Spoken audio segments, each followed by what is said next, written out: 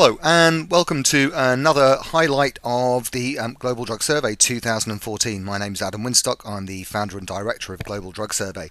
In 2013, between November and December, almost 80,000 people from around the world took part in our survey, making it the biggest survey of drug use ever conducted.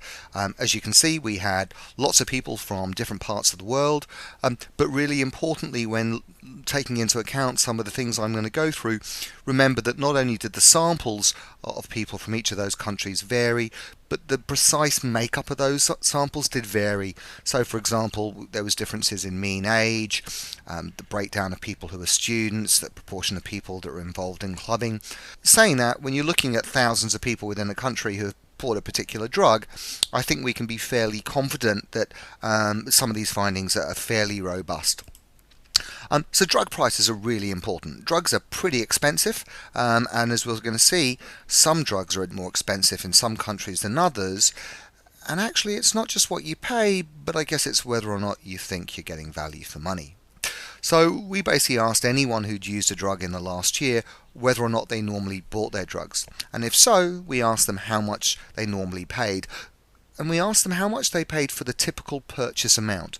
What we're going to do here, just to help the comparison, is just to present the prices for those people who said they bought a single gram.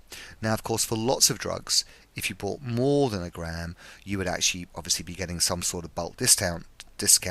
And of course, if you were buying less than a gram for some drugs, you actually might be paying more. So this is perhaps a median value, and we accept that if you buy more of a drug, you probably get a bit less money for it. I guess the other thing to mention is that we've converted everything into euros, just to allow that comparison to be a little bit more meaningful. Anyway, let's just start with some global mean prices. So the first thing we see is that cocaine is the most expensive drug in the world per gram, almost 100 euros a gram, and generally it's cannabis is the cheapest. But let's go through each drug and see whether or not prices vary much across the world. So let's start with cannabis. So we're talking about high potency hydroponic cannabis, and that was by far and away the most common form of cannabis that people used. And what we can see is, although across the board it was on average around 10, 11 euros, there were a lot of countries that were paying more than that. Cannabis seemed to be particularly expensive in France, Australia, Switzerland, the UK and United Kingdom a little bit above average, with cannabis in Hungary being pretty cheap. But that wasn't where cannabis was most expensive and cheapest, because actually the most expensive cannabis in the world seems to be in Ireland, where you're paying almost 25 euros for a gram. And that probably explains that when I visit Ireland, I'm always shocked that people who are seeking treatment for cannabis dependence very often are expending as much money per day as people who have developed a heroin habit. And from our data, it would seem that Spain's a pretty good place to go and buy cannabis, with a gram costing between 5 and 6 euros. How about cocaine? Well, you don't want to buy your cocaine in the southern hemisphere, because for New Zealand and Australia you're looking at prices between 2 and 300 euros a gram. The cheapest cocaine seems to be around countries such as Belgium, United Kingdom and USA, where you're paying around 50 euros a gram. And what's interesting is the price of cocaine's actually been fairly static for the last decade. What's happened is a dramatic drop in purity, and very often street cocaine can be as little as 10%. Republic of Ireland was also a pretty expensive place to buy your coke, and so is Scotland. Generally across the borders we'll see cocaine's not only expensive, it's not necessarily that good a value for money. Ketamine, again, a really expensive drug if you're in the southern hemisphere, but elsewhere across Europe, people paying on average around 20 to 30 euros, but with countries such as the USA and Denmark making that average a little bit higher. Once again, we see similar sorts of prices in the other parts of Europe. Ecstasy pills, again, across the world, averaging at around kind of 10, 11 euros a pop. Very cheap ecstasy tablets available in Belgium and the Netherlands, where you're looking at around 5 euros per pill. But again, stunningly expensive ecstasy tablets in Australia and New Zealand. And New Zealand really is the most expensive place in the world to buy these traditional drugs.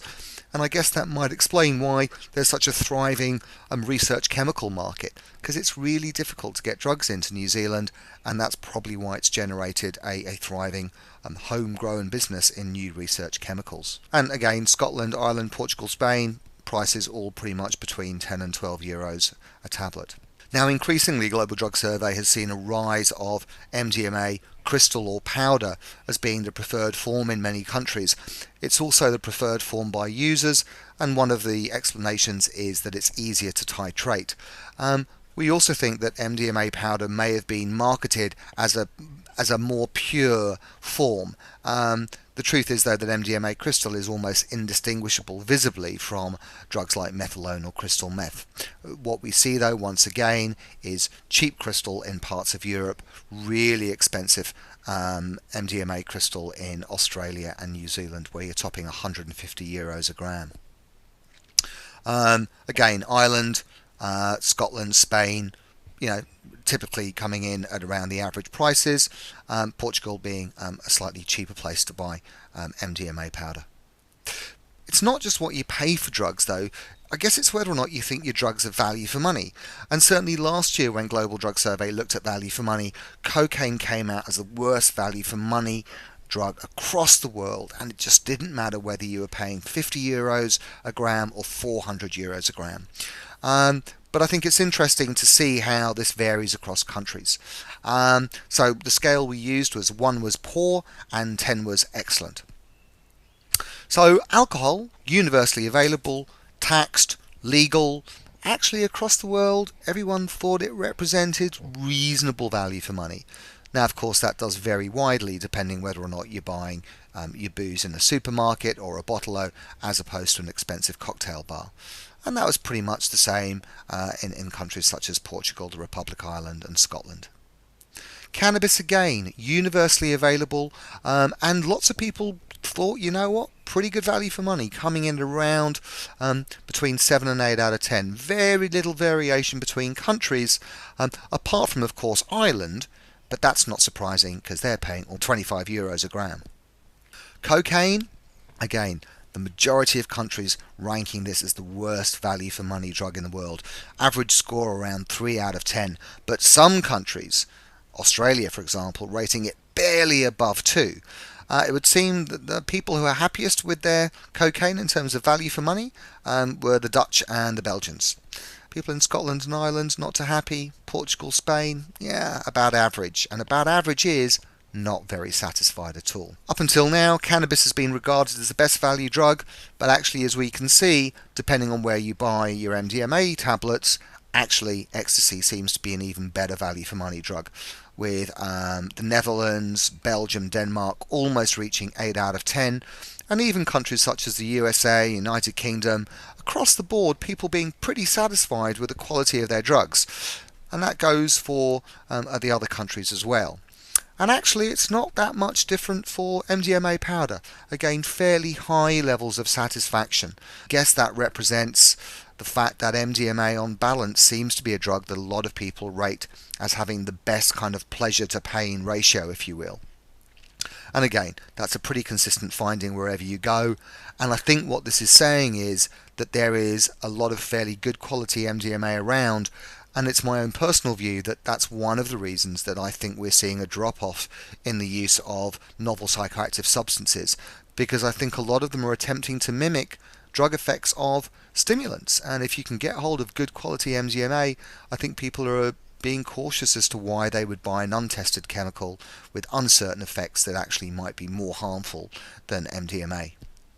And if you're interested, we're going to be looking at people seeking emergency treatment after taking drugs and exposure to violence when they score, internet drugs, research chemicals and legal highs, cannabis, not just how people use cannabis, but also on what people described as the perfect stone.